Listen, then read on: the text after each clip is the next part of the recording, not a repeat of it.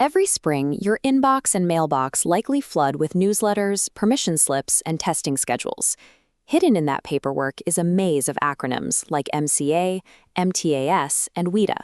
For many families, this flood of technical terms creates a sense of high-stakes pressure before the first pencil even touches a desk. Minnesota designs these assessments to measure broad, systemic progress. They track how well schools are teaching the state's academic standards, providing a data point for district accountability. Your objective is to identify the specific test your child is legally required to take. Approaching state testing as a specific logistical task preserves your family's energy for the more impactful school activities that happen throughout the year. The Minnesota Department of Education operates on a straightforward rule. Testing requirements are not one-size-fits-all. Every student's testing profile falls into 3 categories: general education, English learner, or cognitive disability. Each path leads to a legally mandated format. General education takes the MCA, English learners take access for ELLs, and eligible students with cognitive disabilities take the MTAS. The state sets a broad spring testing window, but individual districts choose dates within that timeframe. Scheduling will vary depending on which testing branch applies to your student. Once you identify your child's branch on this tree, you can filter out irrelevant school announcements and focus on the dates that affect your schedule. Most students take the Minnesota Comprehensive Assessments, or MCA. This is the default exam for reading, mathematics, and science.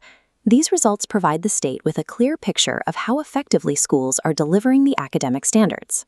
For the student, completing the MCA takes up normal classroom hours and requires sustained mental focus, which can lead to fatigue by the end of the testing week. Because the results serve as a broad system check, buying practice workbooks or hiring a tutor specifically for the MCA yields a low return on the effort invested.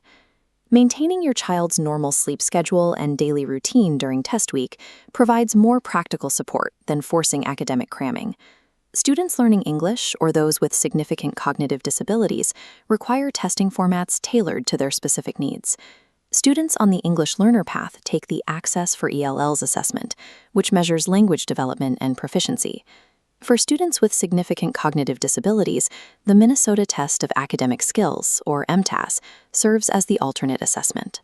These alternate exams function as legal protections, ensuring that students are assessed fairly according to their specific learning needs.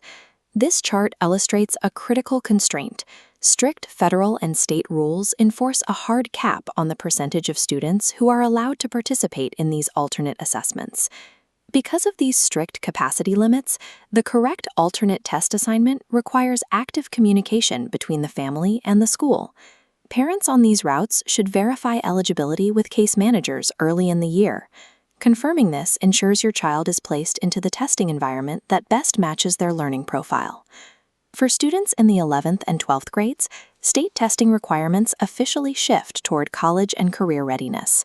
The Minnesota Department of Education operates a reimbursement system that supports schools in administering nationally recognized college entrance exams, such as the ACT and SAT.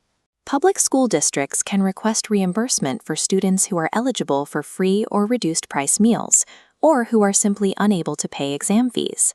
Completing the necessary paperwork early secures a free school day ACT or SAT, saving your family both money and weekend travel time.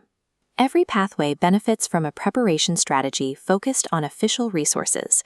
Using state-vetted materials ensures the student practices with the same interface they will see on test day. The state provides official resources called Student Readiness Tools. These tools allow students to practice using the specific digital interface they'll encounter, such as online calculators and drag-and-drop mechanics.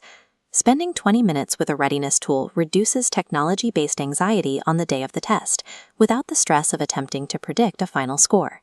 You can fulfill your obligations during testing season efficiently by following this 4-step logistical checklist. Step 1. Check your local district's testing calendar early, since local dates will vary from the state window. Step 2. Ask your school explicitly which assessment acronym applies to your child. Step 3. Confirm that any required accommodations or language supports are already locked into the school system. Finally, have your child use the readiness tool. Completing these steps transforms the spring testing season into a manageable logistical process. For general education families, your path is straightforward. Find the testing date, run the readiness tool once, and focus on maintaining a standard home routine. Families requiring English learner or special education support should communicate with case managers now to ensure the MTAS or access assignment is fully documented. High school parents should review district ACT and SAT reimbursement policies to optimize their college readiness budget. A single test score provides one data point among many, including classroom performance and teacher feedback. Managing these tests as a specific logistical process allows you to prioritize the classroom support that shapes your child's long-term academic growth.